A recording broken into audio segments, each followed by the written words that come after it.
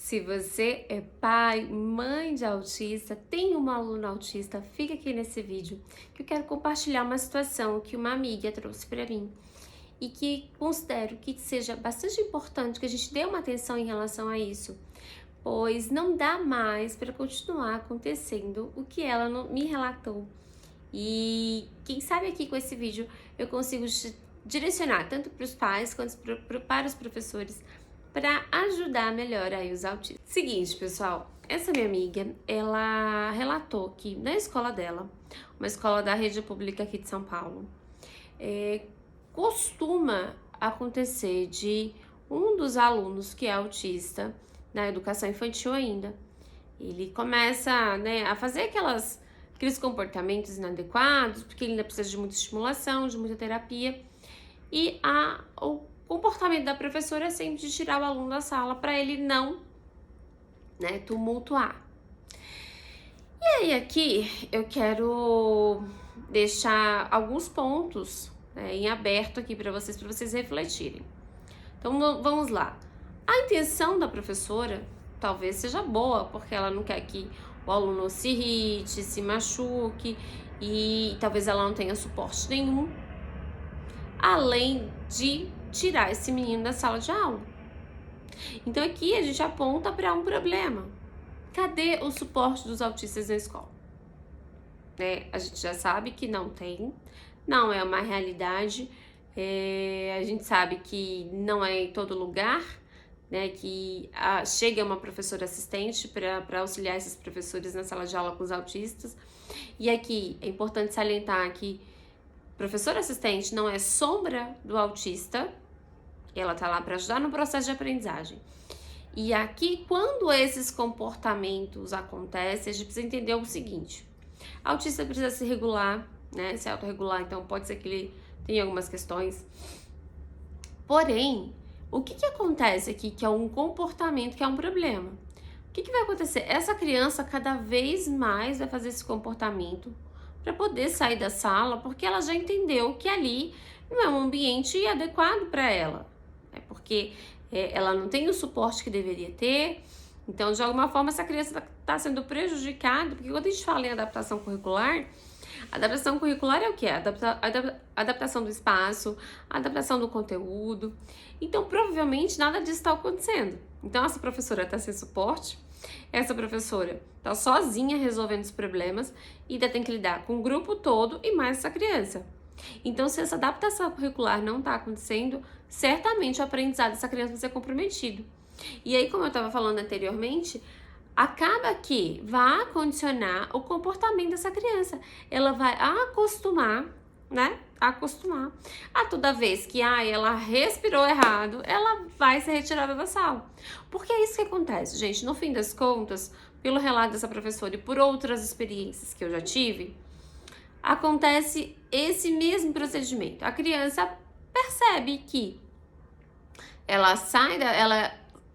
acaba sendo tirada da sala quando ela grita, quando ela chora, quando ela se joga, quando ela não quer fazer a lição, quando ela começa com movimentos muito estereotipados, e aí ela é retirada da sala. E, gente, aí aqui eu posso falar de conhecimento de causa. Por quê? Porque no consultório também acontece isso, são as fugas. Então a gente tem que ter o olhar muito atento para que, se não é a criança que está desregulada e ela está se autorregulando, ou se já virou um comportamento problema também nesse sentido, sabe? Porque no consultório também eu fico muito atenta, porque as crianças tendem a querer fugir também. Até elas se adaptarem, até elas aceitarem os procedimentos. E aqui também fica aí a dica, a orientação para os pais, do seguinte: você aí que fala assim, eu troco meu filho a cada 3 meses se eu não vejo resultado. Já parou para pensar que o seu filho pode ter um comportamento muito difícil e que o terapeuta precisa de um tempo? Às vezes ele vê seu filho uma vez por semana, 55 minutos. Você acha que em 3 meses dá para ver algum resultado quando seu filho tem um comportamento problema? Que o terapeuta só vai estimular 55 minutos por semana? Não vai ter. Não é a passe de mágica. A gente precisa respeitar os processos. Então, como no consultório tem as fugas, também tem essa motivação para a fuga, na escola também vai ter. E aí, aqui fica a orientação para os professores. Não podemos ceder o tempo inteiro. Eu sei que você precisa da sua aula, mas o autista também tem que aprender. Eu sei que você não tem suporte, mas isso não é culpa da criança autista. Não é justo com ela que ela seja abandonada à própria sorte. Então, assim, por favor, você aí que sabe de uma situação dessa, denuncie a quem deve resolver a situação. Lute você também junto com os pais pelos direitos do autista.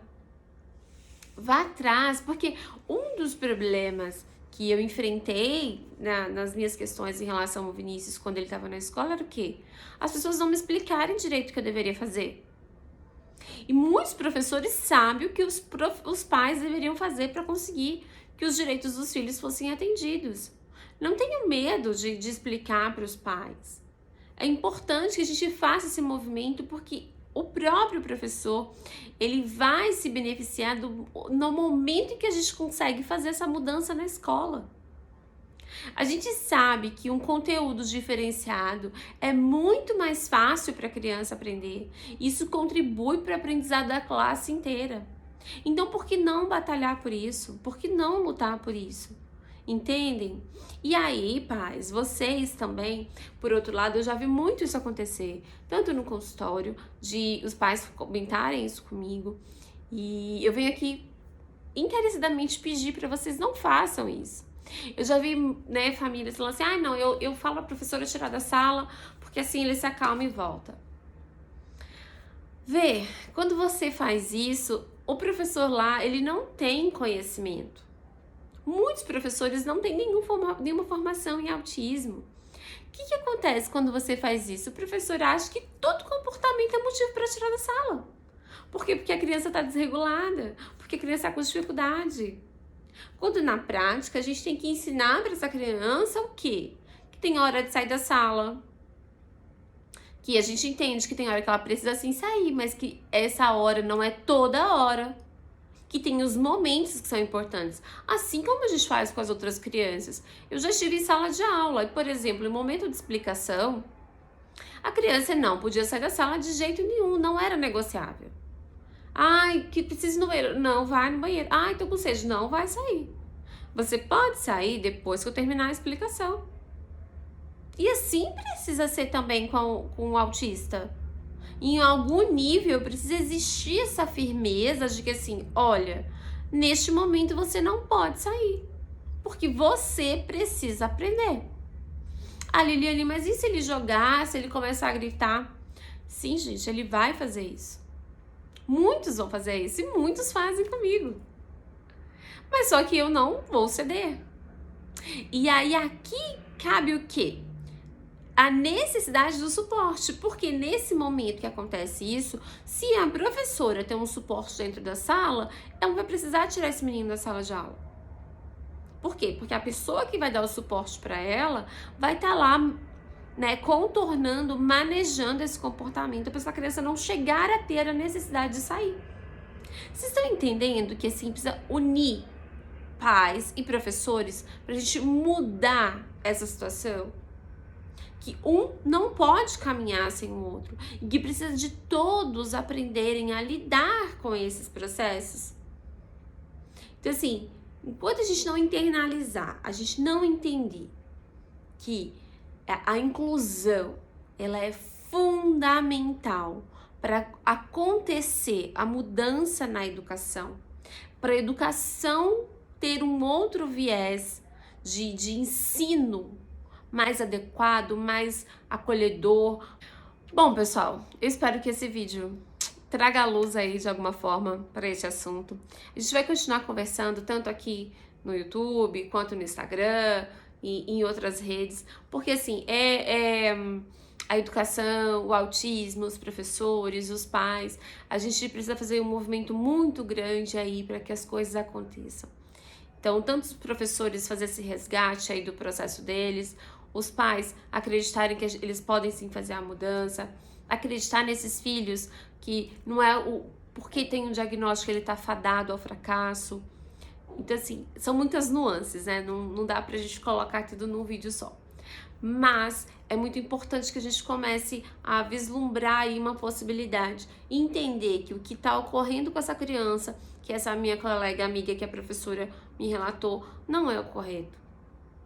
A gente precisa mudar isso. E a gente só muda quando a gente entende e compreende que isso é um erro. E o que está errado e o que precisa ser feito, né? Então, assim, conto com vocês aí, curtam, comentem, compartilhem, mostrem para as pessoas que vocês estão atentos e querendo sim fazer a diferença, tá bom? Os autistas agradecem e as outras crianças também, porque quando a gente muda a educação, a gente consegue construir algo completamente diferente, né? Então é isso, pessoal. Um grande beijo e tchau, tchau!